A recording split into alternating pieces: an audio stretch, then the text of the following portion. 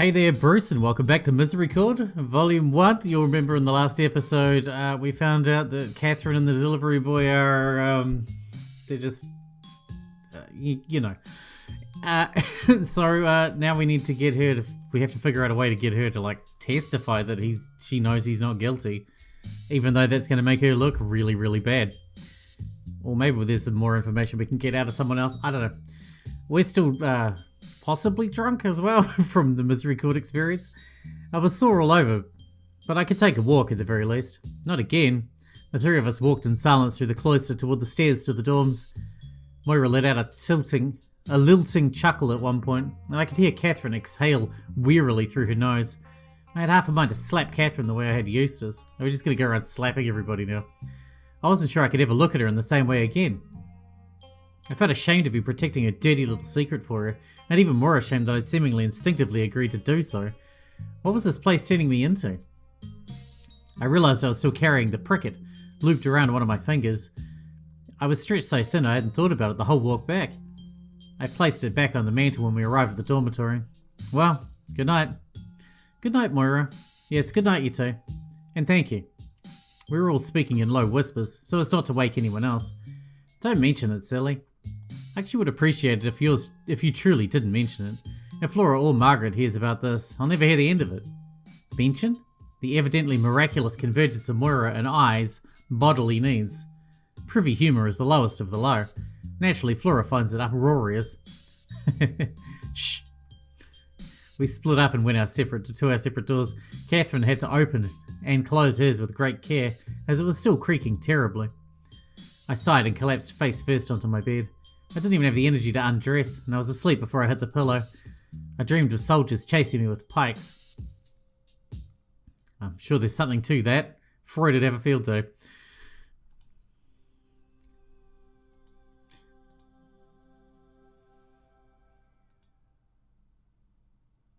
Interesting. It's a kitty. I awoke feeling even worse than when I'd fallen into bed. The soreness in my body had escalated to stiffness. I groaned aloud as soon as I realised I was no longer sleeping. I'd take my chances with the armies in my dreams. I could hear people shuffling outside my door. I was somewhat surprised that I'd even managed to wake up at my usual hour, considering how late I had been up and how exhausted I felt. It was all I could do to roll off the bed and stumble out of my room to join everyone for service. I could barely stay awake through the whole thing, which made me feel wretched. I'd already foregone praying the full set of hours. I couldn't even make it through these comprised services. Who was I? Hedwig, how are you feeling? How on earth could she be so chipper after a night like ours? Fading, I must admit. She giggled and offered a sympathetic expression. I gave her a perfunctory smile back and took off in the direction of the Superior's office for our requested meeting. I made it there before the Superior did.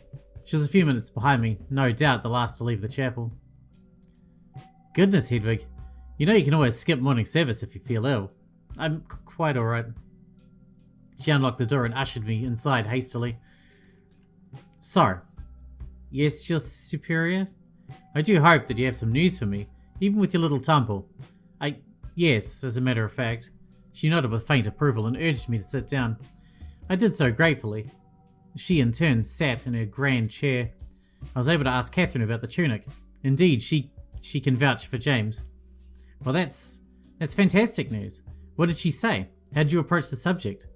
As the evening wore on, things got looser and looser. I simply asked her question at the opportune time.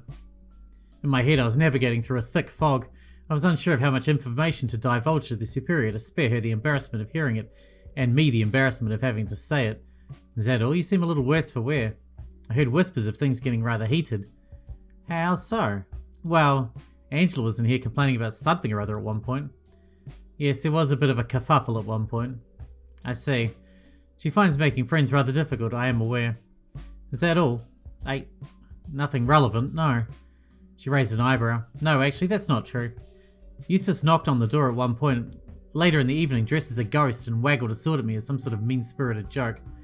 And then I slapped her across the face quite hard, and then I think Flora might have been plotting to run away, which would be horrible. We have to help her see reason. And then after the evening fell apart, I couldn't sleep and I went for a walk to clear my head, but I saw someone walking toward the hospitalum and I followed them and it was Catherine, and I heard her talking to James, but I couldn't quite hear what they were talking about, and then I ran all the way back in the dark and collapsed on the path. And then Catherine found me and And that's what I really asked her about it, and she admitted it. The thing about the tunic, and she said that she saw him that day without one, and both the Superior's eyebrows are raised now. Well. And then, yes? I realised I was panting. Nothing. Sorry, I got carried away. That's everything. So, Catherine spoke with James in the middle of the night? How odd. I fear that does not allay my suspicions. No? He claims Catherine can vouch for him about this tunic of his that is supposed to be able to clear his name. But if they're conspiring in secret, how do I know the whole idea wasn't simply concocted out of thin air? I suppose there's no way of knowing. I applaud your investigation work, but I'm afraid this puts us right back where we started. Not without further corroboration, anyway. As is, this is tainted testimony at best. Why did we have to, start blurting shit out randomly? I had a strong suspicion that Catherine had been telling the whole truth to me last night. She'd been very reluctant to speak on it, and her strong hints in this very office that the embarrassing truth was my secret to keep did not feel like they were part of some grander lie. Surely, if that were the case, she'd be spreading the lie further afield, but I couldn't bring myself to tell the Superior. It was embarrassing. It was based entirely on my personal feelings, and if by some small chance Catherine was capable of murder, I would not want to make myself her next target. Tainted testimony, in particular given Catherine's circumstances, unless there's another detail here that makes you find the story more believable. I had reneged on my promise to Catherine to not speak a word of the night's events to anyone else already, but something else was keeping me from sharing the final, perhaps critical element of her story. It felt dirty just thinking about it, and I didn't even want to imagine what Catherine might do if she suspected that I'd blabbered about her liaisons with James. Especially, I remembered with a shiver, why she still has access to the sword. Even if she was innocent of Catherine's murder, I worried I might become her victim if I used this information against her. Hedwig, tomorrow, I'd like you to travel to the village with some companions. These words felt like a cold bucket of water. The village? Indeed. Do not worry, as I said, you will not be alone.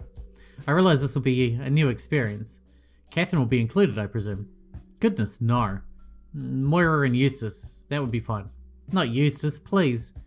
Now, we can't have you two falling out over this. You must work together.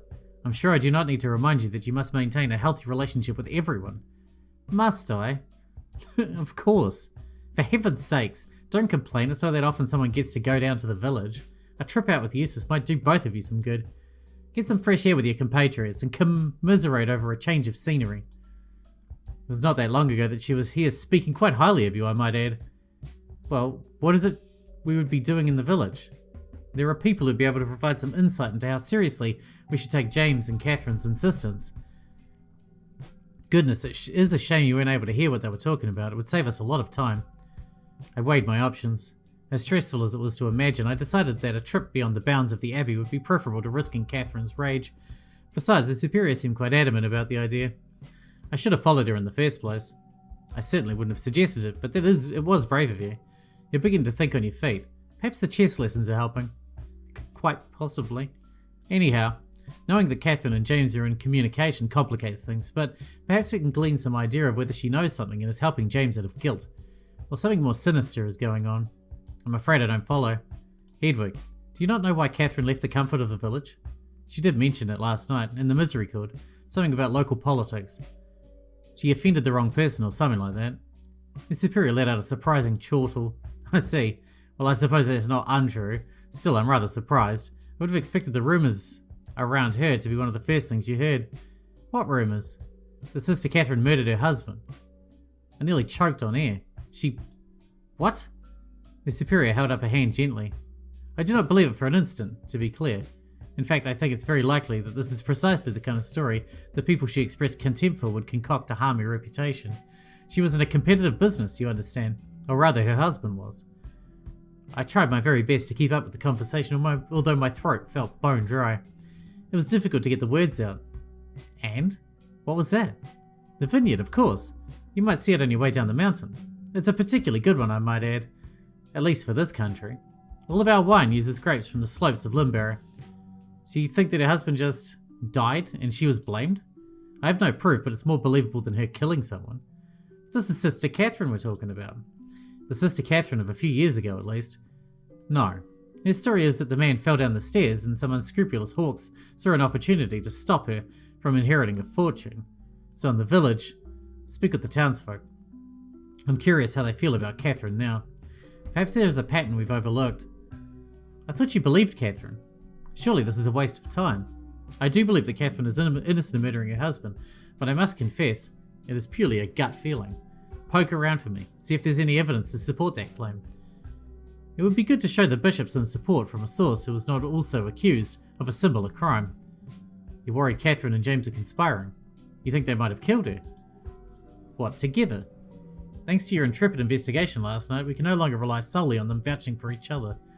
We have a responsibility to follow up on their connection, no matter how I feel. Perhaps I've been played for a fool. We'll concoct a simple cover story for your visit. Bringing some finished wine or some other goods down to share, perhaps. My heart sank. I just put Catherine in harm's way, it seemed. Although, perhaps I was in harm's way around Catherine. It was all too much to keep my head at once. Just say it, a voice inside my head murmured. Just tell the superior that Catherine has been... What should I ask? Who should I speak to? Just speak to whomever will give you their time. Bring the topic up carefully, and just get a sense. A sense? A sense. Anyway, this is good. We're making progress. You're doing quite well for yourself, I must say. You're quite resourceful. Thank you. But does Eustace have to come with us? If I'm really going on this village trip, as I said, it sounds like an opportunity to mend whatever bridge between you has already broken. It seems no reason to keep you apart. I see no reason to keep you apart. All I could do was sigh. I was pouting just a little, I will admit. I'll meet you halfway. I shall send the word to both Moira and Eustace for you, so you'll be spared at least one awkward conversation. Fair enough? Thank you. She sighed and rested her chin on her hand. Sometimes I wonder how I manage. Sounds like you could pen a whole book about the drama happening beneath my station this week alone. I look forward to reading your chronicles one day. It's not so bad. So I thought until... Wow. She made a cutting gesture across her neck with a grim expression on her face. I used to think it was good to let these things be and let the sisters sort things out among themselves, but... Could I have prevented Catherine's murder? Have I taken a more active interest in the whispers that would stop after I turned the corner? Surely, I don't know. I do not like meddling, and our circumstances have conspired such that I must meddle greatly. Through you, alas. I noticed the faintest whiff of wine on her breath as she exhaled a deep sigh. I'm afraid I'm in no state for chess this morning. Have a productive rest of your day, Sister Hedwig. I stood up from my chair and clasped my hands together, holding them out half-heartedly. Thank you, Mother Superior. I will endeavour to do so. She nodded and beckoned to the door. I left swiftly. I could feel the pressure building in my head, beginning to match the aching of my body. I groaned aloud and rolled my head around my shoulders. It was a lovely morning, at least. A wispy cloud of fog had settled over the grass in the cloister, and sunbeams reflected out of it, at pleasing angles as I walked past. Hedwig, dear, good morning. Marta and Charity were seated in wooden chairs at the edge of the grass, looking perfectly relaxed. I smiled wearily and waved at Marta, who beckoned me closer. In trouble, are we? Oh no, the Superior just wanted to report on how I was feeling. I fainted last night. On my way to the privy. Oh dear, we had quite a night, didn't we? Charity's been telling me about it. There was a dark glint in her eye that I did not altogether appreciate. I feel ashamed. Don't be. Lord knows, I've wanted to smack Eustace more than once. She can be a pompous little thing, and she deserves it for scaring you girls witless. Still, I didn't know you had it in you. Not her, for that matter. Nor her, for that matter. I had no idea either. I've never struck anyone before. I abhor violence. Huh. Don't we all until it suits us. Just try not to make a habit of it.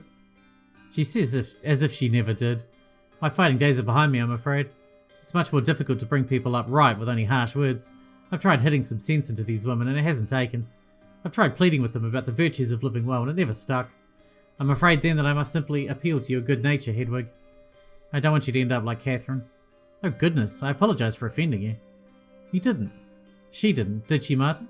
No, not at all. I'm just reminded of Catherine's flirtations with that particular kind of apologia. Nobody really abhors violence. I failed to turn the other cheek, as it were. As I would have as well in your position. Oh, Marta, you're just in one of your moods. I'm starting to realise that I have been in one of my moods since Catherine was taken from us, and I'm not sure I will ever fully recover. As if that's your fault. Was it not? I gave up on her. Her gift for persuasion was too much for me. I let her get away with too much. Catherine's silver tongue stayed my hand too often. Do you remember when she locked Flora in that box? Oh my, yes. What happened? One day I went down to the cellars a little early and I heard an alarming racket coming from one of the crates we used for packing wine bottles. I opened the lid and what do I find inside? Poor little Flora, gasping for air, curled up so tight I had to enlist 2 sisters to help pull her out. It was a very strange morning. Flora, of course, would say nothing. She was very loyal to Catherine. Catherine, though, confessed everything almost immediately. She admitted that it was all a practical joke that had gone too far, and that she had known the lid was too tight to let air in. Why on earth would she think to put Flora in there in the first place? Only God knows. Flora adored Catherine, and they at least shared a wicked sense of humour. Was Flora alright? She was beside herself for a day or two, and took it out on me if you can believe it. Goodness. Catherine thought, or knew I suppose, that she would get away with anything.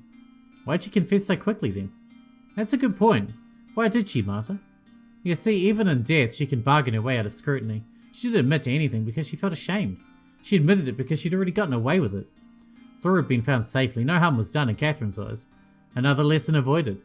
Off she went on her merry way without nothing but a minute's awkward conversation as penance. I think you're being a mite too harsh. Who would punish her? Not the superior. Lord knows nobody would break the unspoken agreement to cut her out of our affairs that Catherine orchestrated. Would I punish her? I should have, but no. I was too late by then. It was already under her spell. Punishing her wouldn't have changed what happened to her. Would it not? I don't know. I don't believe in random chance. All flowers were seeds sown. I could have shaped her into someone great. Instead, I gave up trying. Catherine is my greatest failure. I know you don't mean all that. I know you miss her. I do. Despite it all, I do. Charity had started getting glassy-eyed. Marta reached over to touch her plump wrist with her own bony fingers. Now, don't get wistful in front of poor Hedwig. I'm sure she has better things to do to listen to 2 old bats whinge. Where are you off to, Hedwig? There's another chair around here somewhere. Behind you. Oh, I'm off to the library, actually. Marta's dark mood certainly hadn't sold the idea as the most appealing way I could imagine spending my morning. Chronicling can wait, surely. It's not like you're going to forget last night anytime soon, huh? In the end, I didn't need much convincing. The longer I put off running into Eustace, the better, even if Marta was feeling particularly sour. I brought the spare chair over and sat down for more conversation. So, aside from last night's escapade in the Misericorde, how you been doing? Very well, very well. I mean, there's a lot to get used to, but I'm adjusting. Is there anything still confusing you about the outside world? Oh, loads, I'm sure, but I'm carrying along. I did learn that there was a war going on, and that was quite a shock. Oh, that old thing feels like it's been going on for most of my life. Used to be a bit more of a worry, but these days it's exhausting to even think about. It was a little more concerning when, good lord, Hexham was well over 20 years ago now, wasn't it? And Hedgley. We were a bit more worried when those were going on. A bit closer to home those were. You've been here in 64, Hedwig? Just about, I think. Were you as well? I didn't like talking about myself. Not far. I was at the Abbey across the valley down the hill. Burngrove. I moved around a lot in those days. Durham, Richmond, Ripon. What side of the war are we on? I wouldn't worry about that. You'd be hard-pressed to find any strong opinions on the war here, I reckon.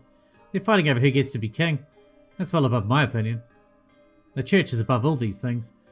These are petty, worldly squabbles in the end, even though the royal bloodline is anointed by God.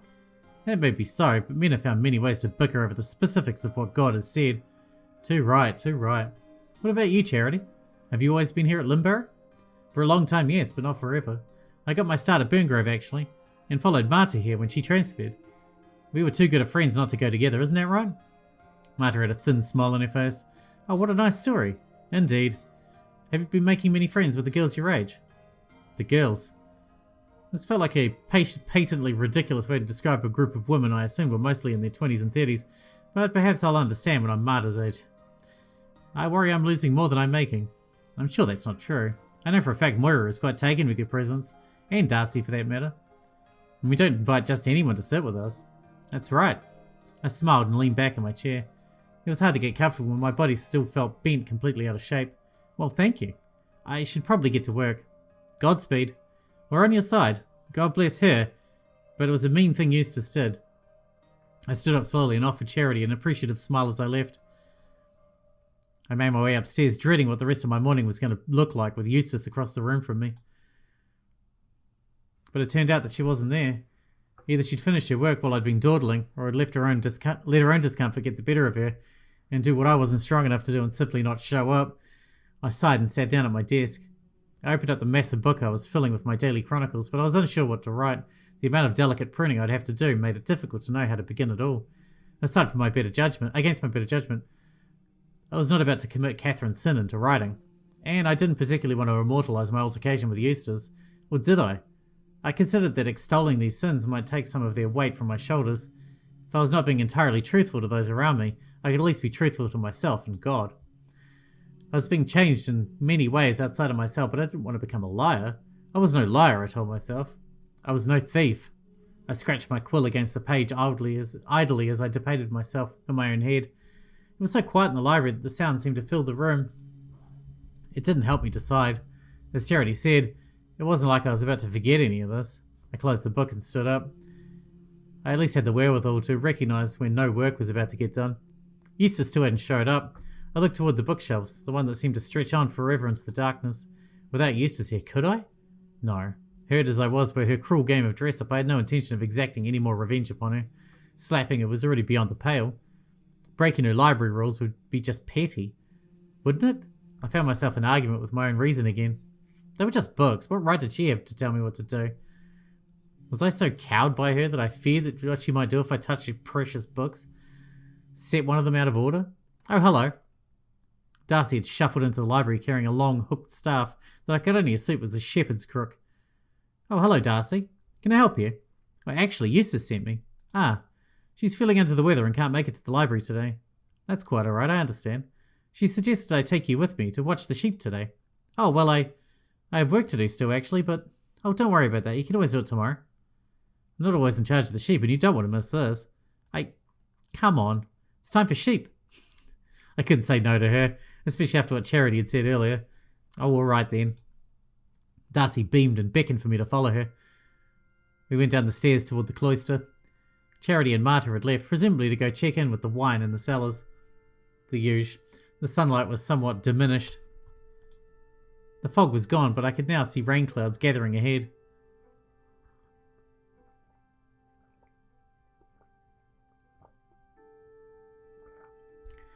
We took a right at the bottom of the stairs and continued past the rectory and kitchens. It's a bit of a hike, if that's all right. Oh, is it? I'm quite stiff today, I'm afraid. Have you been to the Hospitalum? It's more or less the same distance, but this direction. No, I haven't. More lies, but it was either that or explained to Darcy that I'd sprinted from the Hospitalum last night. What was that I said earlier about not being a liar, though? I'm sure I'll manage, though. We left through another archway in the surrounding wall. I was beginning to wonder what the point of the Abbey wall was in the first place. Anyone, it seemed, could come from either direction if they... I missed that. History? If they fancied it. Yeah, fancied it.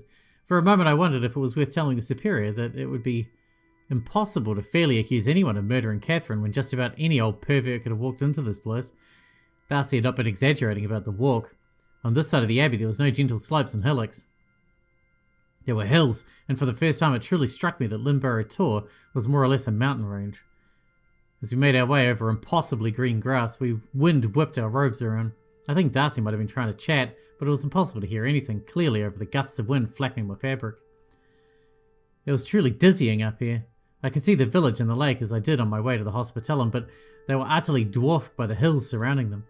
It was beautiful and terrifying. I'd never felt so small. Eventually we crested a particularly sharp incline and paused for a breather. Hands on my knees, doubled over to catch my breath, I noticed a smattering of little white dots against the dark green grass on the slope across from us. There they are. We pressed onward. Eventually the hills smoothed out to a more manageable degree. By the time we approached the grazing sheep, the land was practically flat. It was as if we were on a tiny shelf on the side of the hill. Alright then, this is my favourite job. You have so many responsibilities, how do you manage? Wow, that's true. But to me this is hardly a responsibility. Just look at them. She gestured toward the sheep, who had all turned to look at us.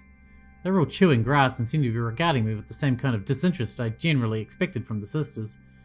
They're a bit scary. What? I've never seen any animal up close, and there's so many of them. They're sheep. They're nice. Look, that one already likes you. She pointed behind me with her crook. I turned around and yelped. One of the sheep was standing right next to me, looking up at me, while continuing to munch on grass. You can touch them if you like. No, I shan't be doing that. Give it a try. One of the sheep had approached her, and she was patting it on the head gently. I wouldn't say the creature appeared to be enjoying it, but at the very least it wasn't attacking Darcy over it. I held my breath and reached my hand out to touch the sheep closest to me. Hello. I rubbed the top of its head. Didn't really seem to care one way or the other, but I hadn't lost any fingers. What the fuck is a sheep gonna do to you? So what do? This. We just stand out here? Yeah. We just want to make sure nothing attacks them or eats them. What would do that up here? Wolves. The word set a chill up my spine. That's terrifying. It would be, but not many wolves around here anymore. I haven't seen a wolf in a very long time. And just from afar at that. That's comforting. No, it's Angela's bears, of course. It was not comforting at all. Knowing my luck, I felt like we were doomed to be torn to ribbons by the first pack of wolves Darcy had ever seen up close. Just enjoy them and some of this lovely fresh air. We were sheltered from the wind on the side of the hill, and the air was cool and damp. The rain clouds, however, still threatened above us. In fact, as soon as Darcy had finished encouraging me to take in the fresh air. Wow. Well, would you look at that? I couldn't help but laugh. Yes, just our luck. Just our luck. To be honest, I quite liked the rain. I couldn't remember the last time I'd been outside in the rain. In my cell, I'd always left the window hatch open a crack when it began to rain, just to catch a bit of the fresh scent that followed. Sometimes I would stick my hand out, just to get my hand wet, just to feel something curious and different. I felt so thankful every time I caught a few raindrops in my palm to be alive, or whenever I felt a sunbeam hit my back, hunched over my writing desk, or when I would catch a flick of snow and watch it melt into the creases of my skin. That had been enough. It had always been enough for me. I'd never wanted to leave. I would have been happy if my whole life in that room as long as I could see the rain outside my window. I was glad it was raining. I didn't want to have to explain the tears rolling down my cheek to Darcy. I liked the rain too. Finally, someone else who agrees. Well, let's get these little beasties out of the rain, shall we? Darcy began to gently shoo the sheep around with her staff. She pointed at a rickety wooden structure near the slope of the hill. Try and get them over there. I've no idea what to do, especially without a crook of my own. I sort of gestured at the sheep around me, I suppose. Maybe politeness would serve me where physicality wouldn't. Come along, please. Thankfully, it seemed like the flock didn't need me to tell them what to do. Most of the sheep were trotting towards Darcy's structure of their own accord. A few stayed huddled in front of me. I wondered if they were pretending to be herded for my benefit. I made it under the wooden shelter just as it started pouring. Darcy was leaning against her crook, surveying the hills in front of us with a serene expression.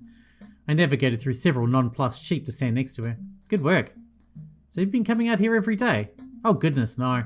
I like to do it, but I'm very busy. Moira does it sometimes. And also I think Margaret. Catherine would as well. Our Catherine. That's hard to imagine. Catherine II. Ah. They aren't our sheep, strictly speaking. We just like to volunteer, but they're from the village. This is where they come for transhumance. What's that? We have to rotate where the sheep graze depending on the time of the year. Normally that man James would handle most of the shepherding up here, but, well, you know. Oh, he's the accused, yes? Yes. How horrible. There was a pregnant pause. Do you think he killed her? I couldn't say. Angela found him trying to run from the abbey and his cloak was covered in blood. I found it. Did you know that? I didn't even know anything bad had happened. I was busy putting out a fire in the dormitory and only noticed the cart in the distance out of the window. A fire? This is the first I'd heard about this detail. Yeah. Someone had put too much fuel in the fireplace and it was blowing embers around. More of a nuisance than a danger, but it was getting out of hand. Anyway, all the evidence points to James being a little bastard, but strange things happen around here. I'm wary of how simple it all seems. Like people dressing up as ghosts, you mean? This slipped out before I could register how barbed it sounded. Eustace was Darcy's close friend, and I realised that any story Darcy had been told about last night would have been from Eustace's bespectacled perspective. I was relieved then when Darcy let out a guttural chuckle. What am I going to do with you two? Is she very upset? She told me all about it and sounded very sad. And I told her, well, it did sound like what you did was a bit cruel. And then she got mad and I went to sleep. She'll be fine, I think. Give it a few days. A few days? Maybe a week, I can't say for sure. Is that normal? Oh, you're not used to people being angry with you? I'm starting to worry that you have to get used to it very quickly. Eustace gets angry very easily. I really wouldn't put too much thought into it. She and Adela avoided each other for a month because Eustace said sherry tasted like trough water. And Adela said, well, how would you know what trough water tastes like? And then a few days later, Adela said that some of the beer that we had at luncheon tasted like piss. And Eustace was ready with, how would you know what piss tastes like? Catherine made them have a sword fight over it. Wait, hold on. With wooden swords. Oh. Even still. Yes, Catherine was a bit obsessed with them. She tried to train all of us up as swordsmen at one point. Swordswomen. Swordwoman. However one might say it. Why on earth would she do that? Well, as I'm sure you noticed, there are not many of us here. Yes. And did you know there was a war going on? I had heard that. Well, Catherine wanted us to be able to defend ourselves, I suppose. Just in case. Oh, that's rather extreme. Didn't help Catherine, did it? That's what the Superior said when she found out about it. I heard a lot of stories about Catherine's interests, but I still would never have guessed that one. I think it made a certain amount of sense. It was fun, but it made me a bit uncomfortable when I thought about it longer. I much preferred when she was into winemaking, or sailing. Winemaking? Goodness, I take it Marta wasn't pleased with that. On the contrary, Marta was thrilled that someone was as interested in it as her. As far as I know, Marta taught Catherine everything she knew. And that got Catherine reading about more techniques and so on in the library. And then would tell Marta about the new stuff. But then one day it just stopped, I suppose. Stopped? That's the thing with Catherine. Darcy trailed off in an uncharacteristic manner that surprised me just as much as a sudden yelp would have. Catherine was unbelievably smart, but nothing ever satisfied her. She would become intensely passionate about a subject or idea for several days or weeks or months, and then it would change completely. Catherine loved many things aggressively. Sounds like me. But it was always one thing at a time. I feel personally attacked. If it was something similar to my interests, I was her best friend. If it wasn't, I felt like I barely knew her. I don't think I'm alone in that assessment. I miss her, but I sometimes think she was a bad friend. Not everyone will admit it, but I think a lot of us feel we were at some point jilted by her random interests. One day you're at the centre of her attention, the next day she's off somewhere else lavishing someone else with the care that you thought was just for you. She sounds like she had a lot of love to give. She did, that is true. But she would give so intensely, I can't blame anyone for feeling... Hard to choose a word here. Jealous? Jealous sounds romantic. I think Catherine often gave people a sense of purpose, and then when she got bored or found a new subject to obsess over, that new outlook on life evaporated.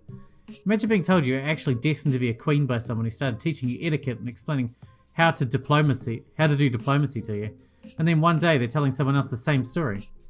Catherine liked to get us to plan for the futures when we were musicians or knights or prophets, but at the end of the day it was always pure imagination. She would have made a great poet, I think. I'm rubbish at poetry. Was anyone particularly put off by this? This is the first I've really heard about her habits being so controversial. Dunno. Some people minded and some minded less. Margaret was a bit stung when she started spending more time on theatre than music, I think. And Angela had a big falling out with her, but I suppose that's not a big surprise. I was never bothered by it that deeply. It just made me a little sad sometimes. We were attached to the hip for a while, but then one day she started spending more time with Margaret and Moira. But that's okay. She was a savant. But I have my areas of expertise and I'm quite happy with them. As well you should be. Your work in the garden is hard to put into words. Darcy beamed. And you seem to have a connection to God that I can only hope to achieve a fraction of. I see you in the garden that day when Eustace was chronicling your vision. Wondrous. Oh, that. You know, it's interesting. That is exactly what Catherine said to me when we were close. You two spoke about visions? Yes, she had them too. She wanted to compare them and examine them. We started working on tinctures together and tried to enhance them. Then one day she just stopped. Stopped having visions? No, I don't think so. In fact, I remember having quite a vivid one. That's what Eustace told me, at least. Like I said, Catherine started spending less time with me all of a sudden. Do you know what she saw? Darcy shook her head and leaned on her crook. She looked a little weary. I barely remember my own visions if Eustace wasn't there to write them down. I'm not sure anyone was with Catherine when she had the big one. Whatever it was affected her deeply. So deeply I never wanted to question it. At the time I was worried I'd upset her. It took her to a dark place, I think, whatever it was she saw. How horrible. We watched the raindrops fall in silence for a moment. An impatient sheep nudged my thigh. You know, it's funny. The vision I saw you have, it was completely true. True in what sense? Well, a lot of it sounded like nonsense at first. But you settled on fire goat right before you came back to us. Is that so? Yes, and that evening I saw, well, Eustace's little joke. By the way, I take it from the sound of things that my little concoction worked. You're Oh, yes. I suddenly remembered the little potion I'd downed before heading to the Misericorde. Oh dear, did I drink too much of it? I ended up finishing all of it before the evening started. Do you think that's why I smacked Eustace? No, I think the wine had probably taken over by that point.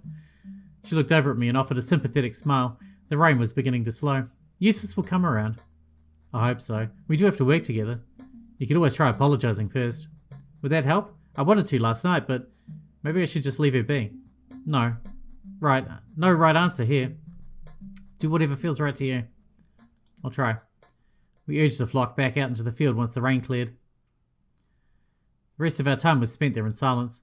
I could occasionally hear Darcy cooing to one of the sheep, but for the most part, all I could hear was the wind and my own thoughts. I had heard so many things about Catherine now, I felt I should have a complete idea of who she was. There were people in the Bible who I had less information about, who I could nonetheless picture perfectly. What they would say if I asked them certain questions, how they'd react to different situations, but every time I felt like I was getting closer to knowing Catherine, my image of her was disturbed. It was as if I was staring into her reflection in a pond, but the surface was being pelted with pebbles. The sense of loss I felt when the superior had told me the news, the desire for justice I felt that kept me going after breaking my perpetual vow. Were these feelings based on a lie? Had I simply had the luck of being Catherine's newest obsession before she was taken from me? Could I even consider her taken from me? I thought about the copy of Medea hidden in my bedroom. What had Catherine's plan for me been? What else would she have told me to make me feel special? Would her visits to the squint have suddenly ended one day, even if she hadn't died? I was feeling undeniably sour when it came time to leave. And with that, we need to wrap this episode up here. I'll finish this bit. We corralled the sheep back into their barn, and we hiked back to the Abbey in silence. I considered asking Darcy about her visions again. Asking Eustace to see her notes had been a dead end, and I was wickedly entertained by the idea of stepping over her to get what I wanted. A form of retaliation less violent and far more productive than a smack on the cheek. I thought better of it in the end. Yeah, that wouldn't be nice. Alright, we're going to stop there, and we'll carry on next time from here. Again, we learn a little bit more information. We're starting to get little tidbits of information. A lot about Catherine's personality, but also about the night. Like, now there's a fire, apparently. So why are so many people unwilling to give us the truth, or at least the whole truth? There's always something hidden every fucking time. Anyway, I guess we'll see. Thanks for watching, Bruce, and I'll see you in the next one.